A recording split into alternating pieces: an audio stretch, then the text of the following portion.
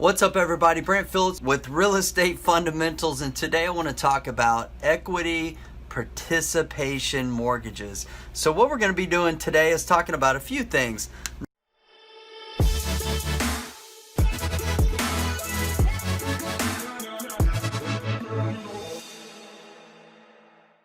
Number one, first and foremost, what is an equity participation mortgage? Okay, we're going to talk about why would we use them, what are benefits, what are the reasons that a real estate investor would actually share the equity in one of their deals in the form of a mortgage, and why would a potential lender be interested in this, right? Last but certainly not least, how is this going to take place, right? So what, why, how? That's what we're going to cover today.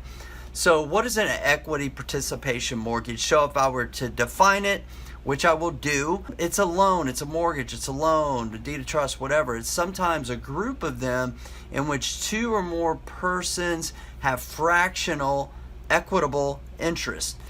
In this arrangement, the lender or mortgagee is entitled to share in the rental or resale proceeds from a property owned by the borrower or the mortgage. So let's look at this.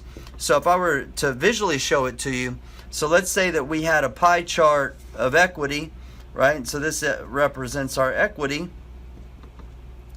100%, typically if you're the borrower, it's yours. You have 100% equity. Okay, so that's that. So let's look at interest. Let's look at an interest rate scale. If you're a real estate investor, you have the potential, let's just keep it from 0 to 15% interest. Yeah, there's such thing as 0%. So 0 to 7%, 15%, if we cut it in the middle, it's somewhere around 7.5% interest. Typically with our standard lenders, we're borrowing in the range of 8%. We're right here in the middle parts of the area. And I know some investors who borrow cheaper money than that, but a lot of real estate investors pay a lot more in interest, 10, 12, 14, 15%. That's what I used to pay when I first got started out in real estate investing. I was paying a substantial amount of interest. So that's our sliding scale. So when I mention that an equity participation mortgage, that there's fractionable equitable interest, what your capability is when you utilize an equity participation is a couple of things. First and foremost, you have the ability, let's say you're a real estate investor, you're borrowing at 12%, you have the ability to slide way down the range on what you're paying in interest to say 3 to 4%, and that's what we have done as a company in the 3 to 4% range. Yes, that means that we pay our lender 3 to 4% rather than 8 to 10 or 12%. Okay, you with me so far? That sounds pretty awesome. That's because it is. However, that comes with the cost, right? So that's a give and take relationship. See if you can find a win-win. So in exchange for taking a reduced rate of return on their investment, so that lender is going to want something, right? And by the way, I want to just re-emphasize what I first said when I began this video, is that this is a mortgage. This is a loan. This is not a partnership. This is not a JV agreement. That's very important, that this is a loan. It is very important. And I'm not an attorney. I don't play one on YouTube or social media. Did not get into law school. I applied, true story, didn't get in, not that smart. Got it? Good. Be sure to talk to your own very, very professional real estate attorney, which is what I do. So anyways, it's very important though, as explained to me by my attorney, that you set this up as a mortgage if you're going to go down this path, and that you do pay them an interest, because in the event that it was zero, there were deferred or accruing payments over a long period of time, and you were to die or deceased or something like that, then it'd be very difficult for them to foreclose on you, because technically you're not out of performance if you're not making payments or late on payments. You need to be making some payments. So let's get back to this. Let's say you reduce that principal from 12% interest to 3 to 4%. Now we need to talk about the equity piece, because previously you are 100%. Well, that's going to go away, okay? So where's that equity going to be? That's something you guys have to decide, okay? Is it 25%? You know, is it 50%? Is it 35%? I don't know. It's probably in this range of 35% or so, okay?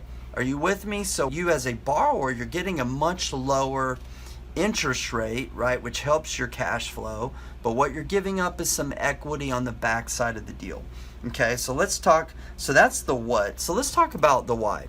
So why would we do this? One, we want to increase our cash flow, right? We're going to increase our cash flow. Number two is we're going to reduce risks, so to speak, and I'll explain a little bit on that. Number three is, I'm just going to say that it adds to our ability to take on more / or additional projects, and I'm going to elaborate on this, and this is why we really use this strategy, right? And this is ultimately, this boils down to leverage. All right, so why would you use this? Increase cash flow, reduce risks during uncertain markets. What do I mean by that? This is really critical. Reduce risks during uncertain markets. Okay, so one of the first times that I used an equity participation loan was, it was several years ago. We had just had a major hurricane come and hit our town, and we were getting, from our lead generation, we were getting people calling us that were saying, Brant, I've got this home that, you know, was flooded. I've got my insurance check. I just want to be done with the thing. And the problem was, these were very expensive luxury homes, you know, after repair values of $400,000, $500,000, $600,000. I don't typically invest in those properties. Why? Because they don't cash flow. You guys who know me, if you're following this channel, hopefully you are. If you're not, hit the pause button, hit the subscribe button, and then you will kind of get more information about everything that I'm about. But what I, you know, teach and preach and practice is to invest in median price housing and below. Median price housing and below. So in my market, in today's market, you know, we invest in properties that typically have a $250,000 ARV or below. 80 or 90% of the time, that's what we do. Why? Because we can flip them, we can rent them, we can owner finance them, we can, you know, flip them to another investor. So we have multiple exit strategies, and we can be sustainable during the ups and downs of the markets, right? So you understand that. Well, during this time, after this flood, these sellers were coming to us with very high-end properties. And one case in point that came to mind was, this guy called us. He had his house built, very nice neighborhood that just got demolished by the flood, and but it was a first-time flood. The house was 20-something years old. It had never flooded before, and the house was potentially worth $450,000 to $500,000, and we had the ability to buy it for $225,000. Did it need work? Yeah, not a ton. The upstairs was unscathed. Didn't even really have to touch it. We had to spend money on the downstairs, which was about $75,000. So we were going to be in this deal for $300,000, but it was potentially worth $500,000, you know, or $450,000. That's a really good spread. But whenever I met with the seller, I'm like, your numbers make sense to me on paper, but I don't know what this neighborhood's going to look like 6 months from now, you know, 2 or 3 years from now. So I did my due diligence, I did my research, and I came up with the assumption that, hey, in 2 to 3 years, this house is going to be worth a substantial amount of money. And I could get into, if you do market research on, you know, historically, whenever there's a natural disaster like a hurricane, a tornado, or a flood, and I read this report that there's a 0% impact on the real estate economy 3 years down the road. So I went to one of my lenders and I said, hey, I did this research, and it says that in 3 years from now, theoretically, will be 0% impact on the real estate market because of this flood. That being said, there's substantial impact today, the next 6 months, the next year, most likely. So what I want to do is I want to buy this property, I want to renovate it, but I just want to lease it out. If the market's different, we'll sell it, but I'm thinking we're just going to lease it out. And that's what we did. We leased it out for 2.5 years. I paid my partner 4% interest, so he was receiving return on his money each and every month.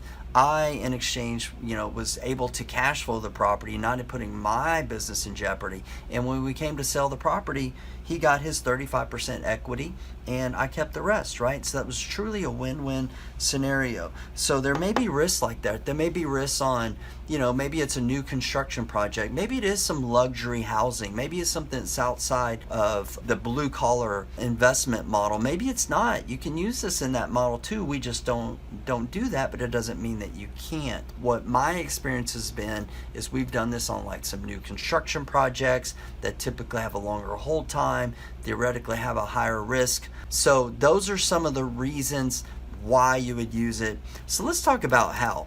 So there's basically 4 things that need to take place, right? And I'm just going to really simplify it. You need to find a deal, of course, that makes sense for this model, that the cash flow, the equity, all that makes sense. So you find a deal. Number 2, you need to just have a discussion. Discuss it with your private lender. People ask me all the time, Brant, how do you raise money? How do you raise money? Well, one, I get the word out there. A lot of people know that I buy houses and I work with private lenders. I've done it 100 times and I have a 100% track record of performing with my lenders. So what that means is it all started though with a discussion of me talking to lenders. And really what that means too most of the time is just really educating them, giving them information, helping them learn more about you, your company, what it is that you do, what are the risks of investing, and what are the upsides, how are you securing their investment, how are payments made, what is your insurance, covering or not covering, title commitment, you close it a title company, all these things. You want to have a discussion with them about you, about your business, about this deal. What are their fears? What are their concerns? What are their goals? Have a discussion with them. See if it works. If it doesn't work, don't try to force it. Don't try to sell. Look for someone who's excited about this. Say, I think I like this. Then you work out some type of agreement. Okay? So this is just a handshake agreement. I like to say that, real estate, most oftentimes getting deals done is a handshake agreement backed by the proper paperwork, right? So I'm just going to call it the docs. So you want to document everything. So this is where your attorney comes in. This is where your title company comes in. This is like, God forbid you do kind of your own bootleg kind of paperwork kind of stuff. Don't do that. Take your handshake agreement, bullet point it out, make sure that you and your lender are in agreement with that. Get it to a seasoned, professional, experienced, reputable real estate attorney who can put all this together, because there are some nuances with that. And that I'm going to defer to your real estate attorney to answer those questions. Look, I'm not an expert on this. I'm just sharing my experiences and what I've done. And the other last thing I'm going to share is why this is really on the forefront of my mind is we're coming into an uncertain market, right? There's likely going to be a lot of opportunities in today's market. And God forbid, I don't want anyone watching this to be put in a position. I've seen so many investors come, they over leverage themselves. They're not able to withstand some of the storms and some of the positions they put themselves in because of cash flow. That's the number one reason, by the way, that real estate investors go out of business, is because of cash flow, right? So you're going to see a lot of opportunities in this market. So just consider utilizing equity participation mortgages. It's a way for you to share some of the wealth with your lenders and giving them some equity, but also helping you to avoid the cash flow conundrum and not finding yourself able to capitalize on an opportunistic market like we're going to go into because you didn't know how to structure financing, weather the storms, and really set yourself up for success.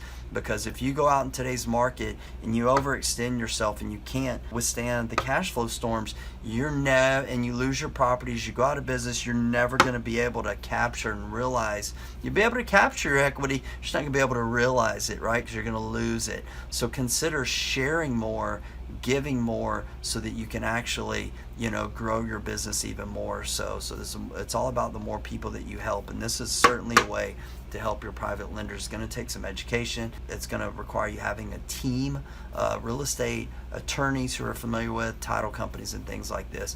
But that is all about equity participation mortgages. I hope you enjoyed it. If you did, hit that like button, hit that subscribe button, give me some comments, give me some questions. If you have questions about this, I'd love to help you guys out. So hit me up. Y'all take care.